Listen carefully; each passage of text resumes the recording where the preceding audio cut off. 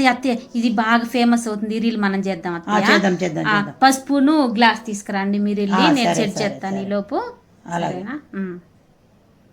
ఈ రీల్ చేసి బాగా ఫేమస్ అవుతాం. నేను మా అత్తయ్య మంచిగా వచ్చేలాగా వీడియో బాగా ఎడిటింగ్ చేస్తాను. ఇదిగో గ్లాసు.